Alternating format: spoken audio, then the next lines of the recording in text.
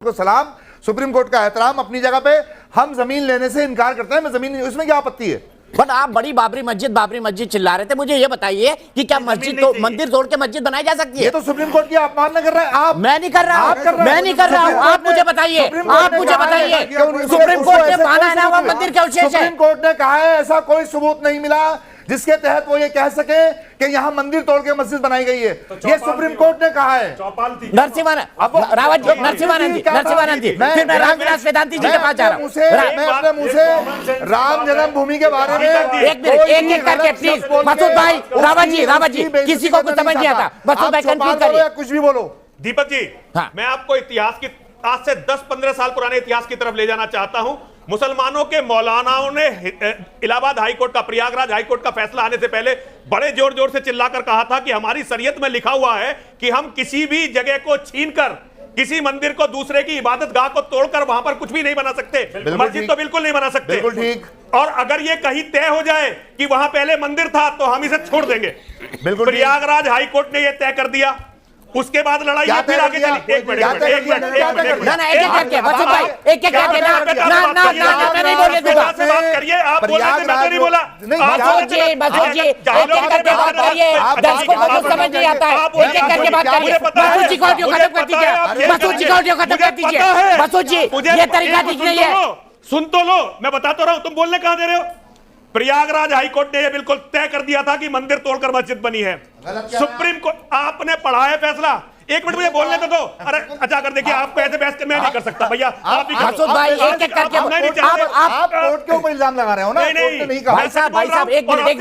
नरसिम्हानंद जी, हजम नहीं हो रहा है। ठीक है वेदांती जी, क्या ये हकीकत? मसूद भाई, मैं आपसे रिक्वेस्ट करता हूं, हम एक डिग्निफाइड डिबेट कर रहे हैं। मैं आपको आपके व्यूज रखने से नहीं रोक रहा हूं। काटे पर गैर जरूरत मत काटे ना। समझ नहीं आता, दर्शकों को कुछ समझ नहीं आता है।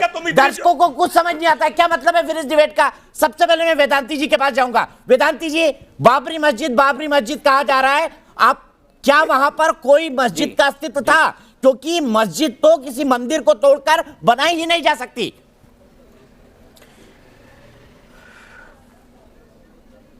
देखिए, नासा के उपग्रह ने देखकर जब बताया था कि जहां रामलला विराजमान है उसके नीचे हनुमान जी की मूर्ति, दुर्गा जी की मूर्ति, गणेश जी की मूर्ति, 12 भगवान माने स्वर की मूर्ति, विष्णु भगवान की मूर्ति, शंकर भगवान की मूर्ति, डमरू के चिन्ह, त्रिशूल के चिन्ह, शंख चक्र गदा पद्म के चिन्ह थे। इसके बाद खुदाई हुई और खुदाई में इस्लाम का कोई चिन्ह नहीं मिला। ये कब का है? खुदाई में हनुमान जी की मूर्ति, खुदाई में हनुमान जी की मूर्ति मिली, हनुमान जी की मूर्ति मिली, 12 भगवान की सूर्य की मूर्ति मिली, विष्णु भगवान की मूर्ति मिली। इस्लाम का कोई चिन्ह नहीं मिला। इसलिए वो मंदिर का खंडहर था, मंदिर का खंडहर है और मंदिर का खंडहर रहेगा। वो मस्जिद थी ही नहीं तो मस्जिद का मलबा कैसे है? जफर याब जिलानी को पता है, मैंने जफर याब जिलानी से बहस किया था 2005 में, 1 महीना बहस चली थी। और जफर याब जिलानी के सामने मैंने राम जन्मभूमि का नक्शा दिखाया था कि इसको देख लीजिए, कहीं भी इस्लाम का कोई चिन्ह नहीं था उसमें। और जफर याब जिलानी इस बात को स्वीकार किया था कि दुनिया के किसी मस्जिद में हिंदू देवी देवताओं की मूर्तियां नहीं होती हैं। अयोध्या की राम जन्मभूमि के उस खंडहर में हिंदू देवी देवताओं की मूर्तियां थीं। मूर्ति होने के नाते मंदिर का खंडहर था, मलबा भी मंदिर का ही है, मस्जिद का मलबा ही नहीं है। जब मंदिर का मलबा है, मंदिर की भूमि है, मंदिर की संपत्ति है, मंदिर का ईंटा है, मंदिर की लखौड़ी है, मंदिर के पत्थर है, मंदिर के कसौटी के 14 खंभे हैं, तो मस्जिद का सवाल ही नहीं है। ठीक है, इस बात को जफर याब जिलानी के सामने मैंने 2005 में बहस करके वेदांती जी, 1 मिनट में बताया था। ठीक है, इसलिए सिद्ध हो गया है कि मंदिर था, मंदिर है, मंदिर रहेगा। आपके पास नरसिम्हानंद जी, अभी आपने एक बात कही कि किसी भी मंदिर को तोड़कर मस्जिद बनाई नहीं जा सकती। अगर इसे आप एक जगह तय कर दें, इस्लाम का मानक मानने, तो सबसे पहले तो मक्का में जो मस्जिद है वही तोड़नी पड़ेगी, काबा तोड़ना पड़ेगा। वो शिव मंदिर और क्यों सच ना बोलूं क्या मैं? सच ना बोलूं क्या मैं? क्या तुमसे डर के चुप रह जाऊं? अरे बेबुनियाद नहीं ये सारी दुनिया। अरे जहां डर गए हो वो बात बोलो, मंदिर से डर गए। अब सारी दुनिया के मंदिरों की करो, क्यों तुमसे डर के बैठे हो क्या? फजूल की बातें मत करो। सुनने में घबराए क्या? अरे मैं क्या मसूद भाई, मसूद भाई, जहां तक हो वहां तक रहो। मसूद भाई, पैमाने में रहो, मसूद भाई, पैमाने के अंदर, सुनो पैमाने से बाहर मत आओ। अरे तुम छोड़ो, पैमाने से पैमाने तुमने थोड़ी तय करोगे, पैमाने हम मुकर्रर करेंगे, तुम नहीं तय कर हम सकते, तय तुम्हारी करेंगे, औकात नहीं अरे है, हम तय करेंगे, इतनी तुम्हारी औकात औकात नहीं है नहीं है, तुम्हारी, देख लेंगे फालतू वो। बात नहीं वो करो, केवल डिबेट जहाँ में की बात बात है करते वहाँ हो। की रखो, औकात तय सबको जहाँ की होगी। बात है वहाँ की वो रखो, यहाँ पे डिबेट में तय नहीं हो जहाँ जाएगी की बात है वहाँ की रखो। हाँ, बता दो मसूद भाई, ना। मसूद भाई, मसूद भाई, ये तरीका ठीक नहीं है। मसूद भाई, मसूद भाई, बात तो मानकों की तय हो रही है, स्टैंडर्ड की तय हो रही है। कैसे लोग- तो फिर मसूद भाई, स्टैंडर्ड- मसूद भाई, मैं आपको शुरू से टोक रहा हूँ, यार, शुरू से टोक रहा हूँ। अगर आप सभ्यता से बात, अगर आप टोकेंगे मैं आपको उठा दूंगा, अगर आप टोकेंगे मैं आपको उठा दूंगा, गलत बात नहीं अगर आप करेंगे। टोकेंगे मैं आपको उठा दूंगा। मैं चला जाऊंगा। ठीक है, मैं चला जाऊंगा, नरसिम्हानंद जी गलत बात कंक्लूड नहीं करिए, सुनूंगा। कंक्लूड करिए। देखिए, मैं केवल इतना कहना चाहता हूं कि अगर इसी बात को जो आपने कहा और ये सारे मौलाना कहते रहे, दारुल उलूम देवबंद ने कहा, बरेली वालों ने कहा, अगर इसे मानक बना दिया जाए तो भारत में तो एक भी बड़ी मस्जिद बचेगी नहीं। मक्का में जो मंदिर है, मक्का में जो मस्जिद है, हिम्मत तो जाओ ना। वो भी नहीं। अरे वो हिम्मत आएगी, हिम्मत आएगी।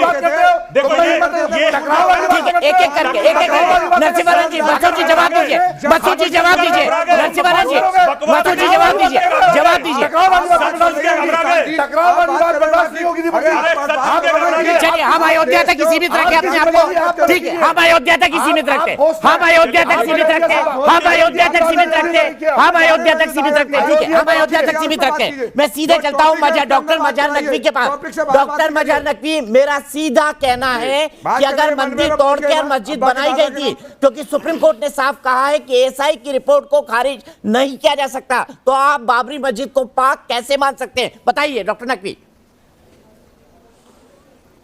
बिल्कुल नहीं मानी जा सकती है। अगर सर्वोच्च न्यायालय के निर्णय के पश्चात तो हमको ये मानना पड़ेगा कि ये जो बहस हो रही है ये निरर्थक है।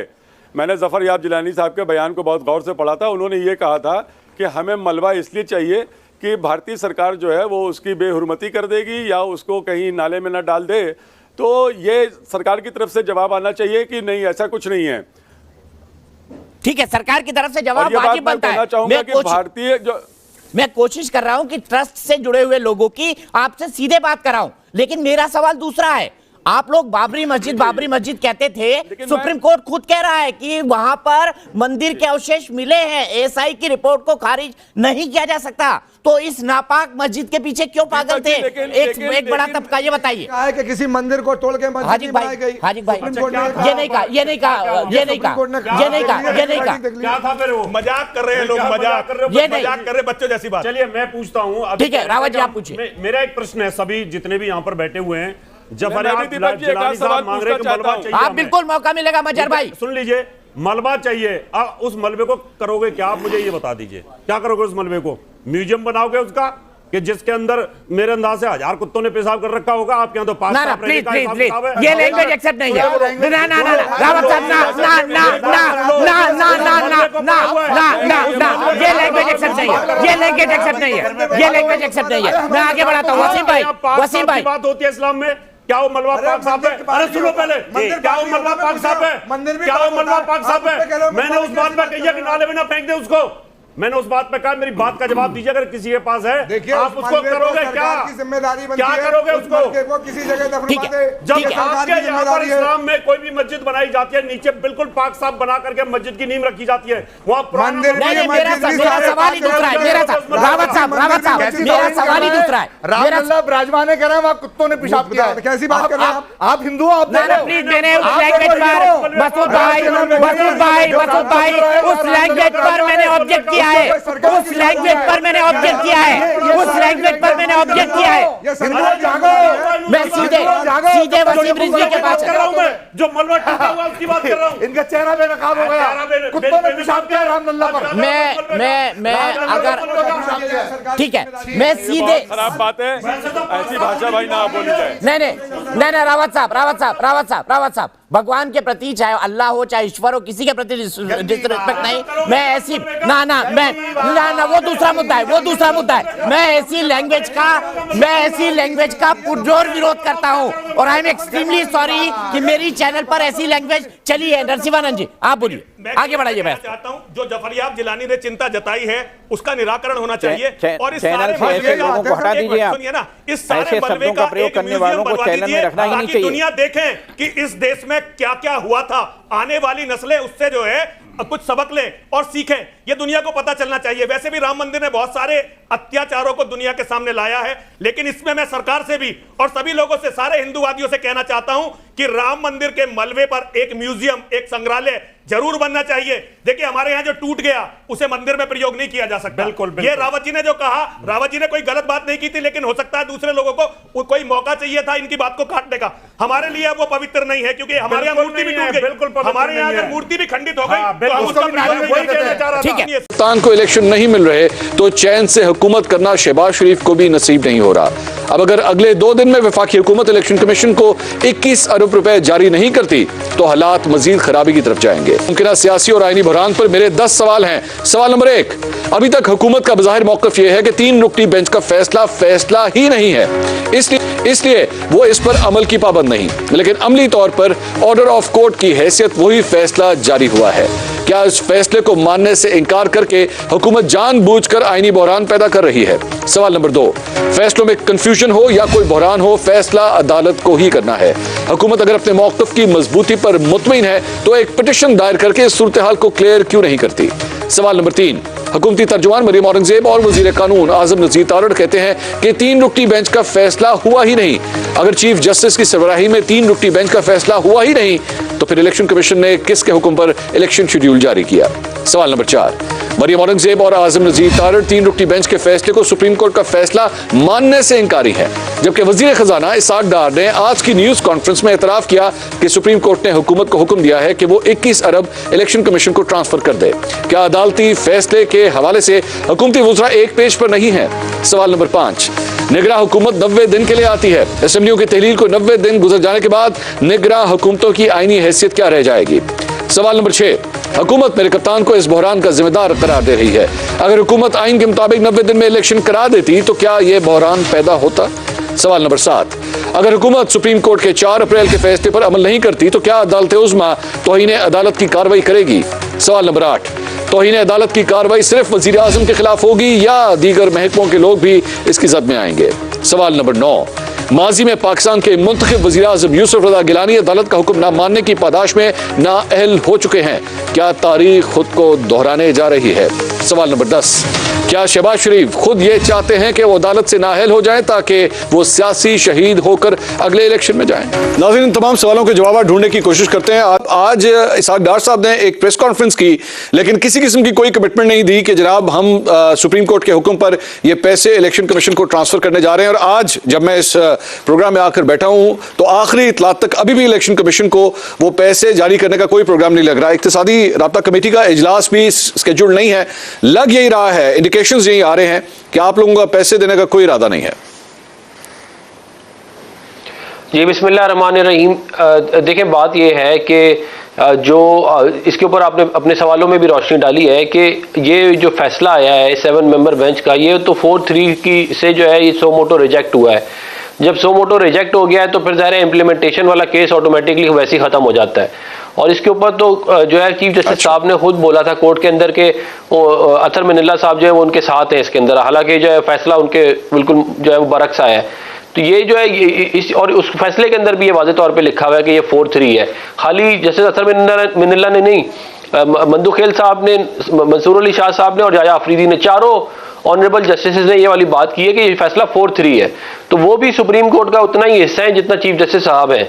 तो ये नहीं हो सकता कि कोई एक 1 मैन शो हो जिसके अंदर एक बंदा जो है वो इंतजामी। लेकिन अफनान साहब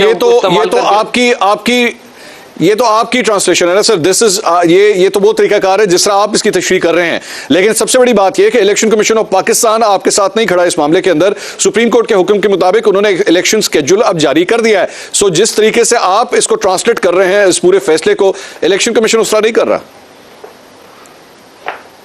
देखिए, बात यह है कि इलेक्शन कमीशन ने जरूर जो है वो इसका स्केड्यूल जारी किया है, लेकिन ये जो चौथा जो जो आया है नोट कल अतर मिनल्ला साहब का, वो तो अभी रिसेंटली आया है ना, स्केड्यूल इससे पहले जारी हुआ था। अब तो बड़ा क्लियर है, अगर किसी के जहन में कोई इबाम भी था तो वो तो अब खत्म हो जाना चाहिए। और उन्होंने चारों जो जस्टिस हैं उन्होंने अपने फैसलों में भी ये लिखा है कि जी हमें, अतर मिनल्ला ने तो ये कह दिया कि मैं तो उसका हिस्सा था, मैंने तो ये कहा भी नहीं कि मुझे उससे हटा दें और फिर भी मुझे निकाल दिया। तो एक दफा अगर बेंच बन जाए तो इवन चीफ जस्टिस भी साहब भी जज को बेंच से नहीं निकाल सकते। तो ये जो है ये मामला मेरा ख्याल है कि इसके अंदर बड़ा वाज़े हो गया है। अब तो इसमें कोई मेरे नज़दीक कोई इबाम नहीं है कि ये इसके अंदर जो है ये इम्प्लीमेंटेशन इसकी हो नहीं सकती क्योंकि सो मोटो रिजेक्ट हो गया है। ये फरमाया कि मुस्लिम लीग नून को इस पूरे प्रोसेस के हवाले से असेंबलियां तहलील करने के हवाले से अगर एतराज होता उसको कोर्ट में जाके वो चैलेंज कर सकते थे, लेकिन इसके बावजूद वो निगरान सेटअप बनाने के लिए उस पूरे प्रोसेस का हिस्सा बने और मोहसिन नकवी साहब उसके बाद निगरान वज़ीर आला पंजाब भी बन गए। इस पर क्या जवाब देंगे डॉक्टर अफनान साहब? देखिए मैं थोड़ा ज़रा इसका मैक्रो व्यू लेना चाहता हूँ इस मामले का, और वो अतर मिनल्ला साहब ने अपने नोट के अंदर भी ये बात लिखी है कि ये जो आईनी क्राइसिस है ये स्टार्ट होता है जब आप 63A की गलत डेफिनेशन करके आइन को रीराइट करते हैं, वहाँ से ये प्रॉब्लम बेसिकली स्टार्ट होती है। तो आप ये 90 दिन वाली बात बिल्कुल ठीक है कि मैं भी ये कहता हूँ कि 90 दिन में इलेक्शन होना चाहिए, मगर selective implementation of the constitution नहीं हो सकता कि जहां आपको फायदा हो रहा है आप कह रहे हैं 90 दिन में इलेक्शन कराओ, जहां आपको नुकसान हो रहा था वहां पे आपने साजिश करके 63A जिसका प्रेसिडेंस मौजूद है कि हमेशा वोट पड़ता है, काउंट होता है, आप प्रो क्रॉस करते हैं, आप डी सीट होते हैं, आप दोबारा इलेक्शन लड़के वापस आ सकते हैं, इसकी प्रेसिडेंस मौजूद है। बहुत सारे केसेस मौजूद हैं जिसकी प्रेसिडेंस मौजूद है, उसकी तशरीह की जरूरत नहीं होती। ये पीटीआई वालों ने मिलकर साजिश की हमारे खिलाफ, और उन्होंने जो है ये जिस तरह इन्होंने बाकी फेवर लिए, इन्होंने वो एक फेवरेबल फैसला लिया जो कि आप शायद मेतला वाला भी इंटरव्यू उठा के देखे तो उसके अंदर भी वो यही कह रहे हैं जनरल बाजवा को रेफर करके कि ये इन्होंने अपने लिए मसला खुद क्रिएट कर लिया अदलिया ने। और ये कोई भी आप आईनी एक्सपर्ट को उठा ले, मैंने खुद आईन की किताब पढ़ी है, बड़ा क्लियर लिखा हुआ है कि जी आपका वोट काउंट होगा, वोट काउंटिंग और वोट कास्टिंग का कोई है ही फर्क नहीं। तो वहां से ये प्रॉब्लम बेसिकली स्टार्ट होता है। अब उसकी वजह से पंजाब डिस्टेबलाइज होता है, उसकी वजह से परवेज इलाही साहब आते हैं, उसकी वजह से फिर असेंबलियां टूटती है, उसकी वजह से फिर आप कहते हैं कि 90 दिन में इलेक्शन होना है। तो अगर आपने आइन को सही तरह इंप्लीमेंट करना है तो आप पहले 63A वाला मसला रिजॉल्व करें, उसके ऊपर एक आईनी जजमेंट दें, और फिर आपके पास ये मॉरल अथॉरिटी होगी कि आप 90 दिन वाली बात कर सकते हैं। ये आप नहीं कर सकते कि जी जहां इमरान खान को फायदा है, मुझे आप एक बात बताएं, ये एक पेज हाइब्रिड निजाम ये कहां आइन में लिखा हुआ है? ये 2017 में पनामा की फ्रिवलेस केस बना के वज़ीर आज़म को घर भेजना, ये भी तो गैर आईनी काम था। 2014 का धरना भी गैर आईनी काम था। सर सुन लीजिए सर, अगर आप 63A की तशरीह के हवाले से पीछे जाना चाहते हैं, असेंबलियों के तहलील से 2 कदम पीछे जाके 63A के ऊपर बात करना चाहते हैं, तो अतर मिनल्ला साहब तो अपनी इस 25 पेजेस की जजमेंट के अंदर ये बात भी कह रहे हैं कि जनाब एक्चुअली इमरान खान साहब के हवाले से उस वक्त जो सो मोटो नोटिस लिया गया था वो भी गलत था। तो फिर क्या ख्याल है, 1 साल पीछे ना चले जाएं?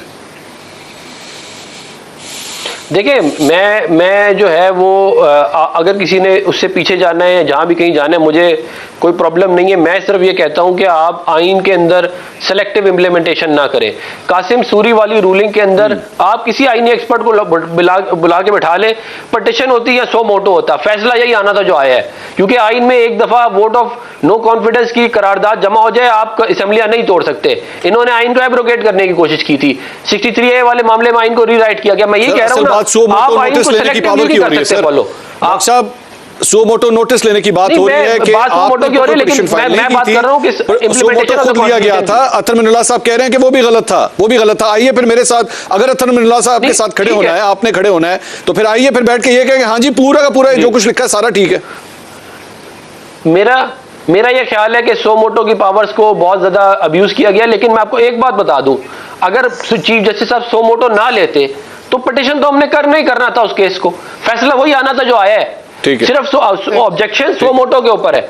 और मैं आपको ये बता दूं कि ये जो हमने नया कानून लेके आए हैं सो मोटो से रिलेटेड, वो इसीलिए लेके आए हैं ताकि इसकी जो अब्यूज है पावर की ये खत्म की जाए। एक बंदा अपनी मर्जी से जो मर्जी बेंच बनाता है, अपनी मर्जी से क्या कहते हैं सो मोटो लेता है, बाकायदा सियासत के अंदर हिस्सा लेता है। मतलब आप साकिब निसार का आपको बयान याद है कि वो कहता है कि 4-5 MNA MP तो मैं वैसे ही फारिग कर दूं। उसने ड्यूल नेशनलिटी वाले केस में 2 सेनेटर हमारे फारिग किए, उसी केस में फवाद फैसल वाडा को छोड़ दिया। मतलब ये नहीं हो सकता ना, अवाम इतने बेवकूफ नहीं है कि आपने 2 स्टैंडर्ड बनाए हुए, एक कानून जो है वो PTI के लिए, एक कानून PMLN के लिए, और आप उनको एक के बाद दूसरा फेवर दिए जा रहे हैं। ये नहीं हो सकता।